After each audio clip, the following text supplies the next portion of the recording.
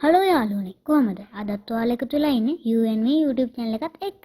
ඉතින් අද අපි මේ කියන ලක්ෂණ 10න් එකක් හරි ඔයාලට තිබුණොත් ඔයාලා ටිකක් වැඩිපුර වතුර බොන්න ඕනේ. ඉතින් අපි යමු වීඩියෝ එකට.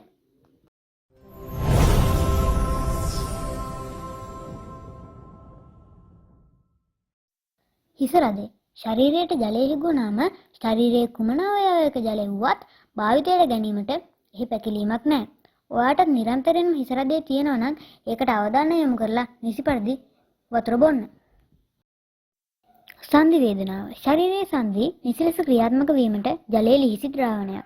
නිසි ලෙස ජලය පානය නොකිරීමෙන් කාටිලේජ් වලට හානි වී සන්ධි වේදනාව ඇති වෙන්න පුළුවන්. කුසගින්න හා බර. මිනිස් සිරුර සංකීර්ණ යාන්ත්‍රණයක්.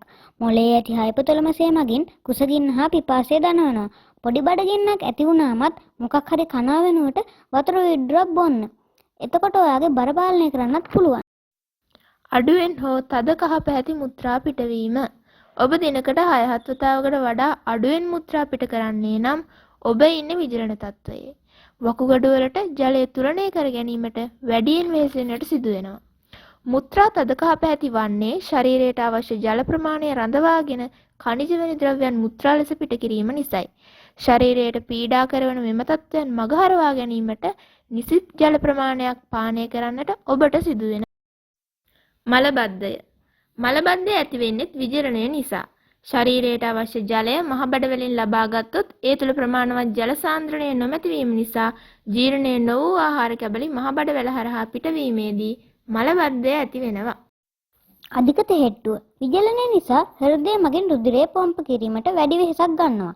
මේ නිසා ශරීරයට තෙහෙට්ටුව ඇති වෙනවා. ඉතින් තෙහෙට්ටුවට ශක්තිජනක පානය වෙනවට වතුර බොන්න. පිපාසය හා වියලීම. ඔබට නිතර දැනෙන පිපාසය මෙන්ම මුඛයේ වියලි ස්වභාවය මගින් කියවෙන්නේද විජලන තත්ත්වය ගැනයි. පුළුවන් ඉක්මනට ඒ වෙලාවට වතුර බොන්න.